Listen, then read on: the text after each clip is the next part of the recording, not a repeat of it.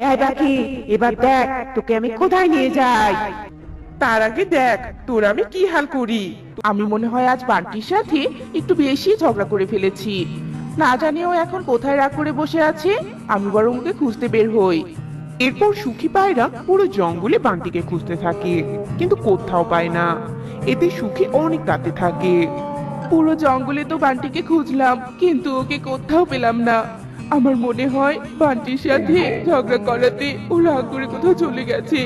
তুমি ফিরে এসো বান্টি, ফিরে এসো। আমি আর কখনো তোমার সাথে ঝগড়া করবো না।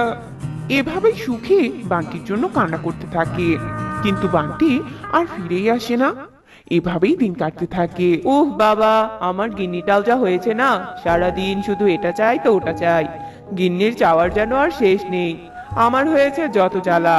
গিন্নিকে এটা ওটা কিনে দিতে না পারলে ঝগড়ার তো শেষ নেই। এসব বলে বান্টি কবুতর রাগ দেখিয়ে নদীর ধারে বসে থাকে আর রাগে কটমট করতে থাকে। এভাবেই বেশ কিছুক্ষণ কেটে যায়। না, রাগ করে বসে থাকা কোনো সাধারণ সমাধান নয়। আমি আজ এই নদীতে মাছ ধরে বিক্রি করব, আর গিন্নির জন্য অনেকগুলো গহনা কিনে নিয়ে যাব। তারপর দেখি গিন্নি কি করে আমার সাথে ঝগড়া করে। এরপর বান্টি পাশে থাকা নৌকায় করে জাল দিয়ে নদীর মাঝে যায় আর মাছ ধরতে থাকে। এমন সময় নদীর মাঝখান থেকে একটা রাক্ষসী মাছ এসে গপ করে ওকে ধরে ফেলে আর বান্টিকে নিয়ে নদীর মাঝে চলে যায়। এরপর আর ওদের দুজনকে কোথাও দেখা যায়নি। পাখিরা যে কেন এত ভীতু বুঝি না। আজ আমি এত এত মাছ ধরবো যে সবাই হিংসে মরে যাবে আর আফসোস করবে। আর ওই নদীর মাঝে কি আছে তাও আমি আজ দেখবো। এরপর মিঠু তোতা ধীরে ধীরে নদীর মাঝে এগোতে থাকে। এমন সময় হঠাৎ করে সেই রাক্ষসী মাছ সামনে চলে আসে। কিরে, তুই বুঝি আমার শিকার হতে চলে এলি? আজ তোকেও ধরে নিয়ে যাব আমি। চল আমার সাথে। এ এ কি রাক্ষসী মাছ? তাহলে এতদিন তুমি সবাইকে ধরে নিয়ে যেতে? ছেড়ে দাও, ছেড়ে দাও, আমাকে দয়া করো। আর আমি কোনোদিনও তোমার কাছে আসবো না। আমাকে যেতে দাও। না, যে একবার আমার কাছে আসে তাকে আমি আর ফিরে যেতে দেই না। আমি যে মহা শক্তিশালী হব, তোদের বলি দিয়ে আরো শক্তিশালী হব। এরপর রাক্ষসী মাছ তোতাকে নিয়ে জলের নিচে চলে যায়। আর তোতাকে খুঁজে না পেয়ে সবার আর বুঝতে বাকি থাকে না যে তোতাও অদৃশ্য হয়ে গেছে। এভাবেই দিন কাটতে থাকে। একদিন মা, ও মা, আজ কতদিন হলো তুমি আমাকে মাছ দিয়ে ভাত খেতে দাও না।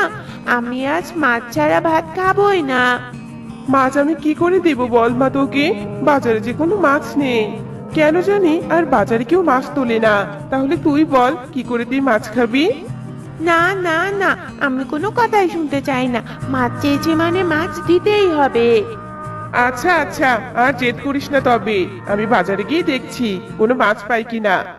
এরপর টুনি বাজারে যায় আর গিয়ে দেখে কোনো মাছ নেই। এরপর টুনি হতাশ হয়ে বাড়ি চলে আসে। আর টুনির হাতে মাছ না দেখে টুনটুন জোরে জোরে কাঁদতে থাকে। এ যেদি মেয়েটাকে নিয়ে হয়েছে আমার যত জ্বালা। যেটা মুখ দিয়ে একবার বের করিস সেটা করেই ছাড়িস, তাই না?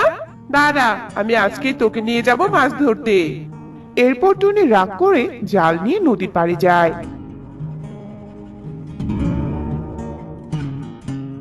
আর গিয়ে দেখে যে একটা জলপরী নদীর ধারে কান্না করছে। এ কি জলপুরি, তুমি এভাবে কান্না করছো কেন? কি হয়েছে তোমার? আর বলো না, আমাদের জলের তলায় একটা রাক্ষসী মাছ আছে।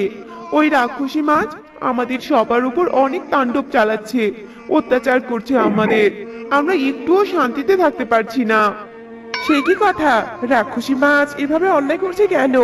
তোমরা কি কিছু বুঝতে পারছো না? না, কারণ ওই রাক্ষসী মাছ অনেক শক্তিশালী, তাই আমাদের চুপ করে সব সহ্য করতে হচ্ছে। ও আমাদের সবাইকে জলের তলায় হত্যা করবে। আর জানো, ও রাস্তায় অনেকগুলো পাখি বন্দী হয়ে আছে। ও ওদের হত্যা করে অনেক শক্তিশালী হবে। কি বলছো কি তুমি? ওই রাক্ষসী মাছের আস্তানায় পাখি বন্দী হয়ে গেছে মানে? আমাদের জঙ্গল থেকে তো জেলেরা অদৃশ্য হয়ে যাচ্ছে। তাহলে এমন নয় তো ওই রাক্ষসী মাছ শক্তি বৃদ্ধির জন্য ওদের বন্দী করে রেখেছে? হতে পারে, কারণ ওই রাক্ষসী মাছ ওর শক্তি বৃদ্ধির জন্য সব করতে পারে। আর ওই পাখিদের পূর্ণিমার রাতে ওই রাক্ষসী মাছ বলি দিবে। তাহলে তো আমাদেরকে ওই পূর্ণিমার রাতের আগেই কিছু একটা করতে হবে। নয়তো যে ওই রাক্ষসী সব শেষ করে দিবে। তুমি বলে দাও জলপরি, কি করে ওই রাক্ষসী মাছকে হত্যা করা যাবে? একটা উপায় আছে, আর সেটা হলো কচু গাছে 3 রঙের গোলাপ। তুমি যদি ওই কচু গাছে 3 রঙের গোলাপ আনতে পারো আর 3টি গোলাপ রাক্ষসী মাছের শরীরে ছিটিয়ে দিতে পারো, তাহলেই রাক্ষসী মরে যাবে। কিন্তু কি করে আমি ওই 3 রঙের গোলাপ আনবো? কোথায় আছে ওই 3 রঙের গোলাপ? বরফের গুহায় আছে একটা কচু গাছ, আর ওই কচু গাছে আছে 3 রঙের গোলাপ। এখান থেকে উত্তরে তুমি একটা সাধারণ গুহা দেখতে পারবে, ওর মাঝে ঢুকে তুমি আরেকটা গুহা দেখতে পারবে, ওটি বরফে আচ্ছন্ন থাকবে। জলপরি, তবে আমি চললাম। এরপর টুনি টুনটুনকে সবটা বলে আর বরফের গুহার উদ্দেশ্যে রওনা দেয়। হাঁটতে হাঁটতে টুনি উত্তরের দিকে যায় আর একটি গুহা দেখতে পায়। সেই গুহায় ঢুকে আর একটি গুহা দেখতে পায় সে। গুহাটি বরফে আচ্ছন্ন ছিল।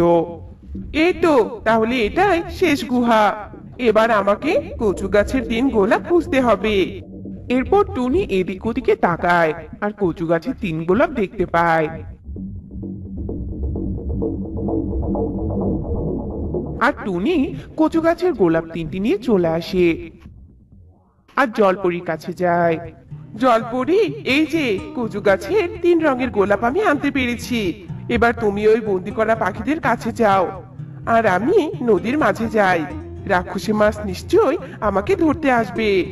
এরপর টুনি নদীর মাঝে যায় আর এমন সময় রাক্ষসী মাছ নদীর কাছে আসে। হ্যাঁ হ্যাঁ পাখি, এবার দেখ তোকে আমি কোথায় নিয়ে যাই। তার আগে দেখ তোর আমি কি হাল করি। তোর সর্বনাশ করতে এসেছি আমি। এরপর টুনি 3 রঙের গোলাপ রাক্ষসী মাছের গায়ে ছিটিয়ে দেয় আর রাক্ষসী মাছ চিৎকার করতে করতে ভস্ম হয়ে যায়। অন্যদিকে জলপরি পাখিদের মুক্ত করে নিয়ে আসে। টুনি, তোমাকে অনেক ধন্যবাদ, তোমার জন্য আমরা সবাই ওই রাক্ষসী মাছের থেকে মুক্তি পেলাম। হ্যাঁ রে টুনি, আর আমরা জেলেরা মুক্তি পেলাম। তোকে অনেক ধন্যবাদ রে। এরপর সবাই জঙ্গলে চলে আসে আর সুখে শান্তিতে দিন কাটাতে থাকে।